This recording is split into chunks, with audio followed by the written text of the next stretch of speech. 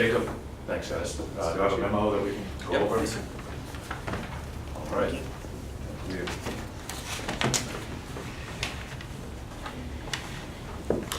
Okay, so how did we do, or where are we on the schedule?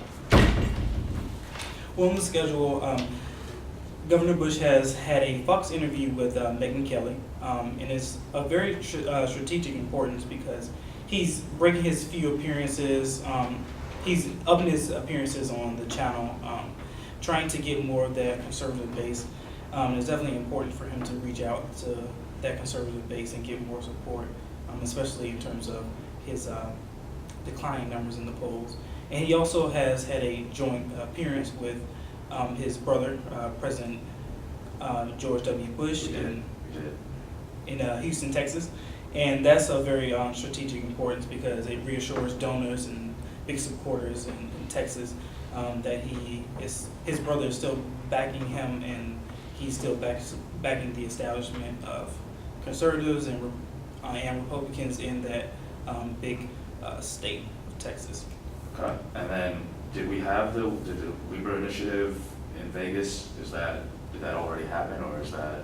Yes. Okay, so that happened, all right. And that happened on October 21st. And that's very strategic importance because it just allows the governor to reach out to his Hispanic voters, which is definitely important for his ability to be elected. And he also discussed moving the Interior Department to the west, trying to emphasize more federalism and moving the governments closer to home, which are both very conservative values. Great, so these appearances, how are they working for us? They're working pretty good. I definitely think that he is sticking to his roots and trying to get that conservative base and gain that support, and definitely reach out. What are people saying? Like how do we know that it's working? What are they saying? Where are we in the polls? So the governor has fallen slightly in the polls. He's now in fourth place behind Donald Trump and Carson and Marco Rubio. So these appearances have mainly been to mitigate what are seen as the adverse factors affecting the campaign.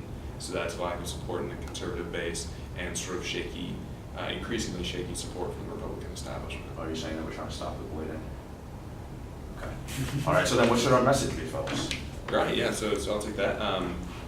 Kind of as I alluded to during that answer is the main themes we need to be focusing on are the governor's capability to be a conservative reformer, his demonstrated executive experience in Florida really needs to be emphasized, and also his previous service in the administration of Reagan, was it, or George H.W. Bush? Anyway, his previous national executive branch experience needs to be shown to show that he can actually enact change in federal policy. But we're going with Jeb here, and we're dropping the Bush last name. I mean, it's kind of toxic right now for voters, right? Right. We want to highlight my experience with in my family's administration.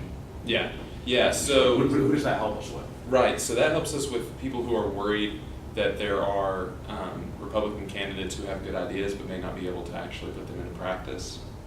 That's where the governor excels over other candidates, and we'll get to that in the opposition section of this memo.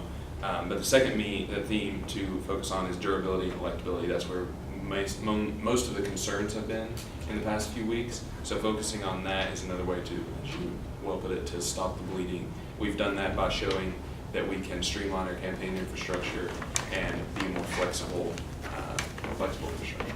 So Trump's got "Make America Great Again." What's our slogan? What are we going with? Our slogan is it would be competence and conservative credentials. How about "Right to Rise"? Right to Rise would be a good one. Right to Rise, is that good? Yeah. All right, and so how are we going to deal with our opponents? How are we dealing with my good friend Marco and Carson, Dr. Carson, and Donald Trump? Right. So with Marco Rubio, we need to try and draw a distinction between himself and the governor on Rubio's lack of executive experience and his lack of proven durable political strength. That is kind of feeds into our theme of being a capability to be a conservative reformer, showing that so some of our statements have said this week that Rubio is the GOP Obama, that he is new and he's exciting, but that he may not actually be able to enact the vision that he has and that the Republican Party has for the country. But every time we get into a debate, he ends up saying that, you know, if this election were based on experience, then Hillary Clinton would be president. How do we shift it and make it important, make experience important again? Because I've got a two-term governor from Florida, long conservative credentials, like you all said. What can we do to mitigate that?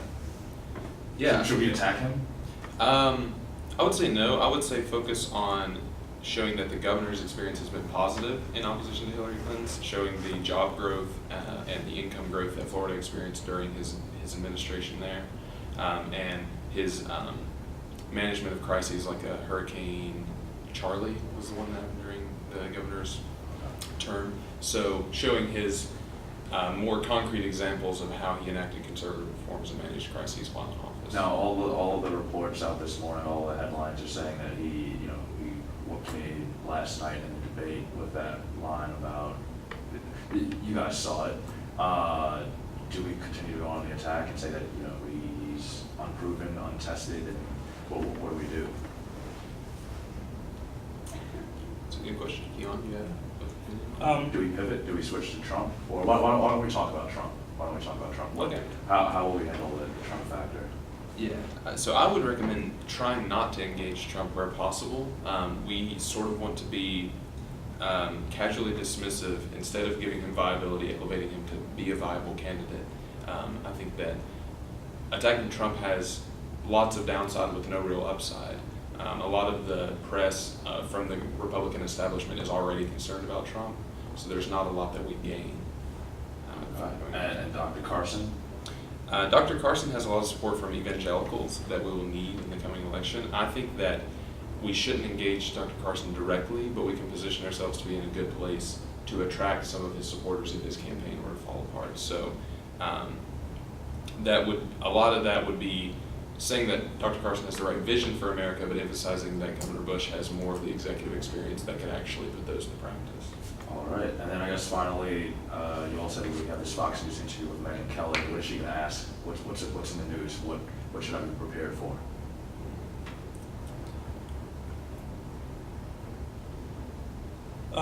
Definitely just be prepared for questions about drops in poll numbers, and also questions about drops in costs related to spending on campaign and things like that, and focusing on trying to get the support of those swing states. So putting more of our effort into swing states that will be of importance coming to election time. Anything else that's outside of this election that I should be concerned about? You know, any curveball questions that she might throw in there? There's a lot. I mean, the speaker was just elected today, Chairman Ryan. Anything else that might be a question that she could throw at me? So the forecasts for third quarter economic growth in the United States came out this morning, and they were lower than expected. So that was something that the governor touched on in the debate last night. So it kind of plays into the narrative that we are talking about how Governor Bush, with his experience in Florida, can create robust economic growth. Let's go with that. All right. Thank you, gentlemen. Thank you. Appreciate it.